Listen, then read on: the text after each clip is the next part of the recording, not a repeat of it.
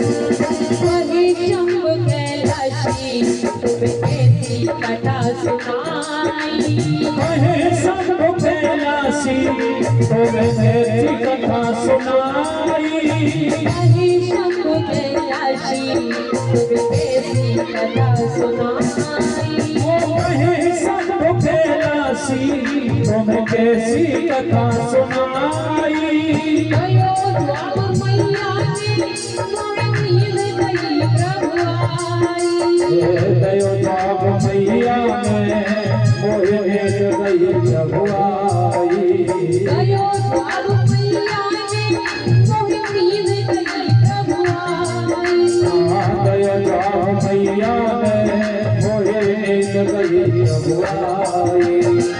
चक्कर में आज पड़ गए भोला, चक्कर में आज पड़ गए शिव जी, मन में करे विचार समाये। पड़ गए सोना होकरा मेरे सोना। माथे पड़ गई सोता, करा मेरे पोता। माथे पड़ गए सोना होकरा मेरे सोना।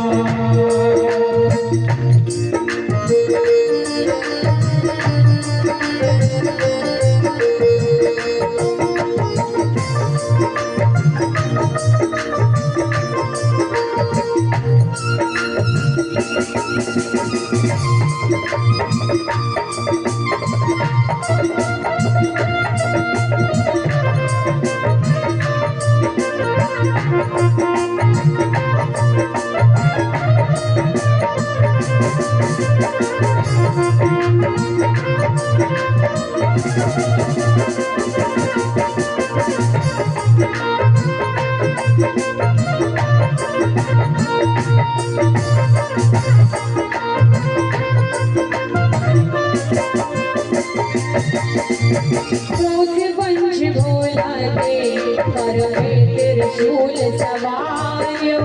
क्रोध वंश भोला ने कर में त्रिशूल समारो। क्रोध वंश भोला दे, कर में त्रिशूल सवारो। क्रोध वंश भोला ने कर में त्रिशूल समारो। पीछे पड़ गई जाकी तोता खूबियत सहारो।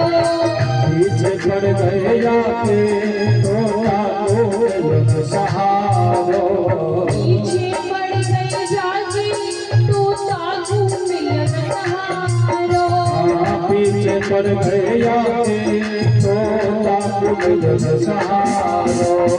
उड़ते उड़ते तोता जा गई, उड़ते उड़ते तोता जा गई, गर्भ में गयो समाई, भजन में भारी लोटा।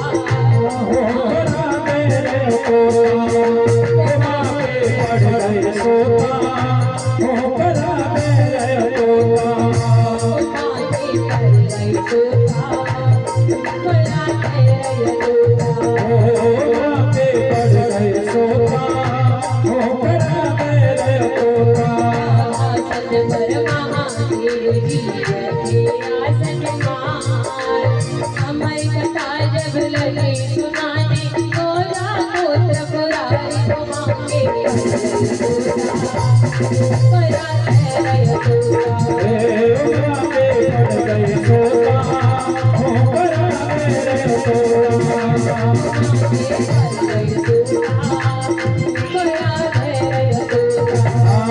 माथे पड़ गए सोता होरा मेरे तोता। माथे पड़ गए सोता माथे पड़ गए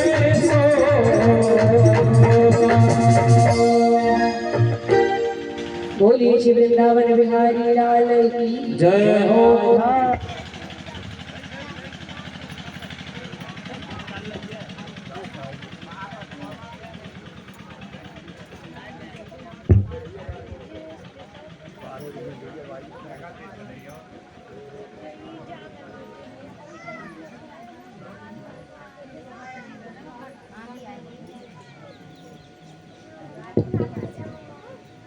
बोलिए श्री वृंदावन बिहारी लाल की जय हो।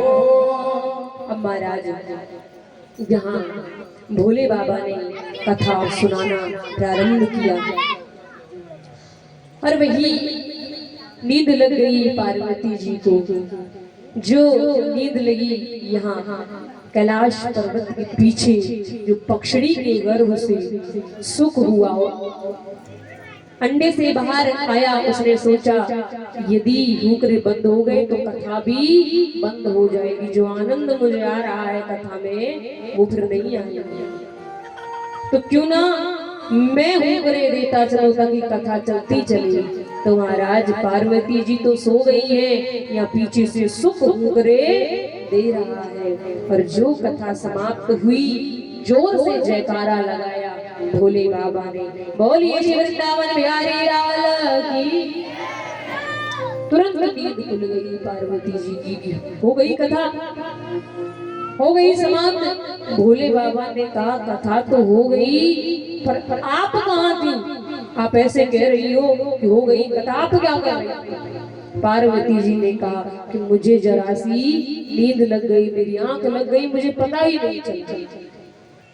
क्योंकि वही जब रास की भावना आई तो मन प्रभु के चरणों में लगाते लगाते वो मन प्रभु के चरणों में ऐसा गया कि फिर शरीर की भान ही नहीं रहा, सुध ही नहीं रहा कि कहाँ बैठी हूँ, कहाँ हूँ। ऐसा ध्यान कथा में लग गया।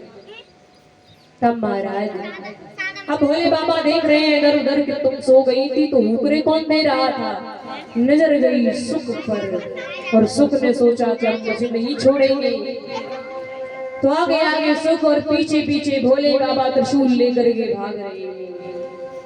और वही एक कुटिया पड़ी जिस कुटिया का नाम संप्रयासा, और वही वेद व्यास जी की पत्नी विटिका झमाई ले रही थी। सुख ने सोचा इससे बढ़िया जगह छुपने के लिए कहीं है ही नहीं है, मुख के द्वारा सीधा गर्भ में प्रवेश कर गई। भोले बाबा आए, भोले बाबा ने कहा वेद व्यास जी से कि यहाँ कोई आया है क्या, कोई चोर आया है क्या? वेद व्यास जी ने कहा चोर, चोर यहाँ क्यों आएगा? आप ऐसे क्यों पूछ रहे हैं कि हमारे कैलाश से भागा है वो? तो वेद व्यास जी ने कहा आपके पास ऐसा है ही क्या जो आपके पास से कुछ कोई चुरा कर भागेगा? कैलाश पर रहते हो, फूलों की माला पहनते हो, भस्म शरीर पर लगाते हो, आपके पास ऐसा है ही क्या? क्या चुरा करके भागा है? भोले बाबा शांत हो गए, त्रिशूल नीचे किया और महाराज चल दिए वहां से। मन ही मन, सब जानते हैं वेद व्यास जी, मन ही मन सोच रहे हैं हे प्रभु आपकी जो अमर कथा है वो उसका अधिकारी नहीं होता तो कैसे उसको सुनता? क्योंकि अमर कथा को वही सुन सकता है जो उसका अधिकारी हो। कि कहे व्यास जी भोले स्वामी लीजिए तनिक विचारी, कैसे सुनता तोता वो जो होता ना अधिकारी, जो होता ना अधिकारी। यदि वो अधिकारी नहीं होता तो वो कैसे सुन सकता? आप यहाँ आकर के बैठे हो भक्तों, तो ये न सोचिएगा कि आप अपने मन से आकर के यहाँ बैठे हो, आप पर कृपा है उसकी। क्योंकि इस पंडाल में वही आ सकता है जिसको प्रभु अपने पास बुलाना चाहेंगे, वरना भगवान का नाम भी भक्तों हर किसी को अच्छा नहीं लगता है। आप कहो किसी से कि कथा हो रही है चलो ने समय निकाल लिया करो, तो क्या जवाब मिलता है अक्सर लोगों का? अरे आए दिन होती रहती है, कहाँ कहाँ जाए, कहाँ कहाँ कथाओं में जाए। तो आप ये ना सोचिएगा आप इस पंडाल में आकर के बैठ गए तो अपनी मर्जी से बैठे हो, नहीं नहीं। भगवान की कथा को वही सुन सकता है जिसको भगवान सुनवाना चाह रहे हो, जो अधिकारी हो वास्तव में कथा को श्रवण करने का, वरना हर कोई कथा पंडाल में आकर के नहीं बैठ सकता है, हर कोई कथा को नहीं सुन सकता है।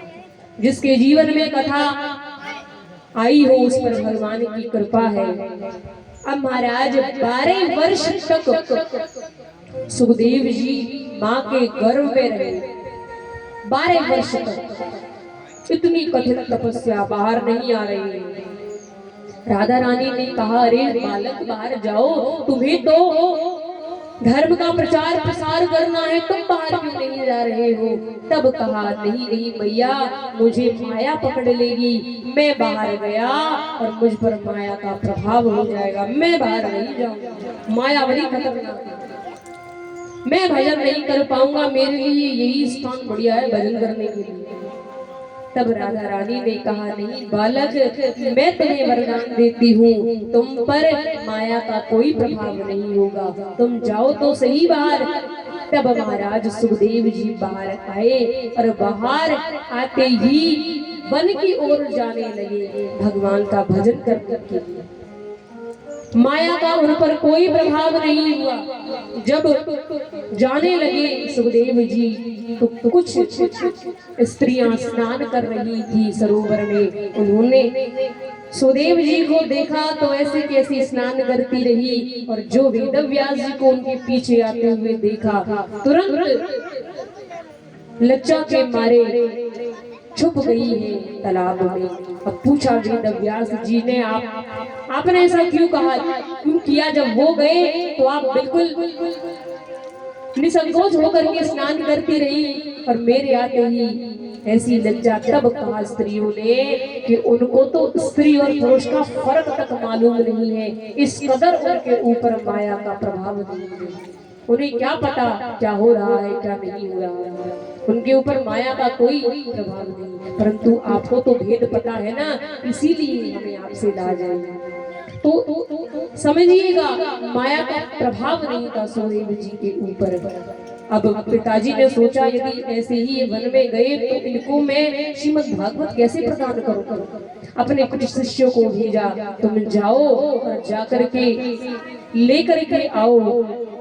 शिष्य गए पीछे पीछे, श्रीमद् भागवत के श्लोक सुनाते हुए जा रहे हैं शिष्य। वरहा पीडम नटवर बपू कर्णयो कर्ण कायम विप्रदवासः कनक कपिशम वैजयंती चमालाम वैजयंती चमालाम। जो सुना वही ठहर गए सुखदेव जी और कहने लगे, वापस सुनाओ, कितना सुंदर आपने श्लोक सुनाया है। तब कहा शिष्यों ने, ऐसे एक नहीं 10 50 नहीं 18,000 श्लोक आपके पिताजी के पास है, चलो चल करके वो आपको प्रदान करना चाहते हैं।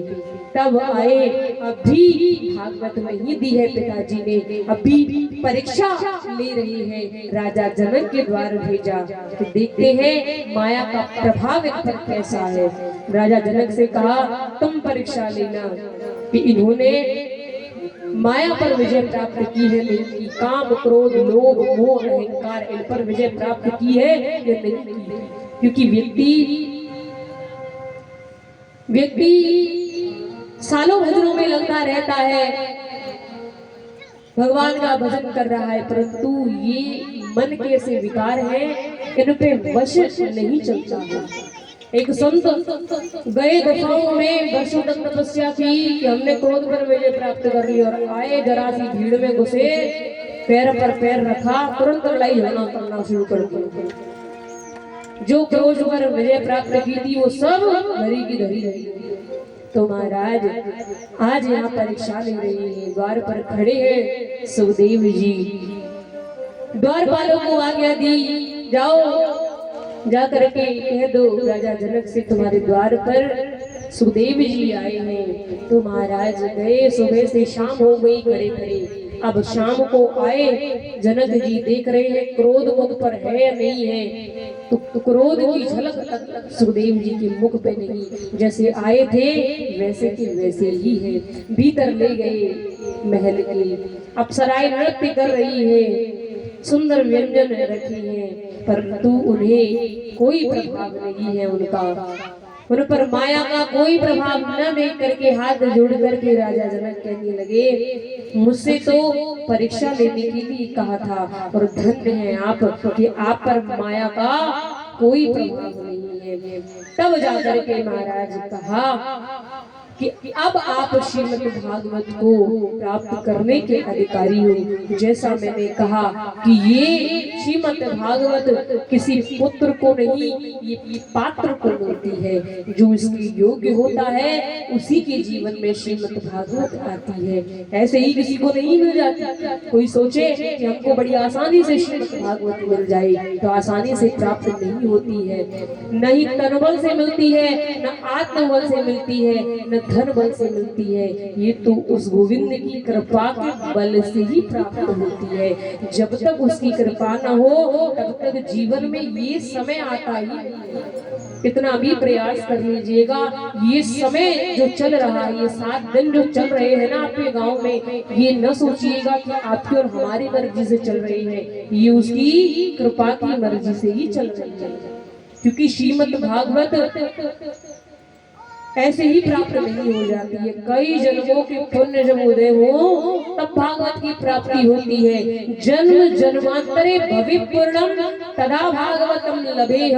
एक नहीं कई जन्मों के पुण्य जब उदय होते हैं, भगवान जब कहते हैं कि चल तेरे कई जन्मों के पुण्य अब उदय होने की बारी है, अब तेरे जीवन में श्रीमद् भागवत को भेजता हूँ, तब श्रीमद् भागवत हमारे जीवन में आती है। ऐसे ही नहीं मिल जाती, इसके योग्य भगवान ढूंढते हैं। जैसे सुदेव जी को पहले देखा कि इनके योग्य है या नहीं है, तब श्रीमद् भागवत उनको प्रदान की गई। ऐसे ही भक्तों श्रीमद् भागवत ऐसे ही जीवन में नहीं आती, इसके योग्य बनना पड़ता है, इसके योग्य होना पड़ता है। तो महाराज आपके जीवन में ये जो समय चल रहा है इसको व्यर्थ मत जाने दीजिए। प्रयास करिए ज्यादा से ज्यादा समय भगवान का नाम लेने का। मैंने कल भी कहा ज्यादा लंबा चौड़ा समय आपसे नहीं मिलेगा, सिर्फ 7 दिन मांगिए। 7 दिन में से अब दूसरा दिन है बस। देखिए कैसे एक एक दिन करके दिन निकल रहे हैं, क्योंकि सबको आराम करने की आदत है। अब लोग कहते हैं कि महाराज क्या करें, हमसे गर्मी में वहां बैठा नहीं जाता, हमें तो एसी में रहने की आदत है। तो जब यहाँ आप एसी में रह रहे हो और ऐसे ऐसे बहाने बना देते हो, हमारे पास फुर्सत नहीं है, एसी में रहने की आदत है, धूप में नहीं बैठा जाता है, ये परेशानी है वो परेशानी है। जब कर्मों का भुगतान होगा भक्तों, तो फिर वहाँ ये नहीं देखा जाएगा कि इसको पृथ्वी लोक में एसी में रहने की आदत है तो इसको छोड़ दिया जाएगा। जब वहाँ हिसाब किताब होता है ना तो फिर अच्छे से होता है।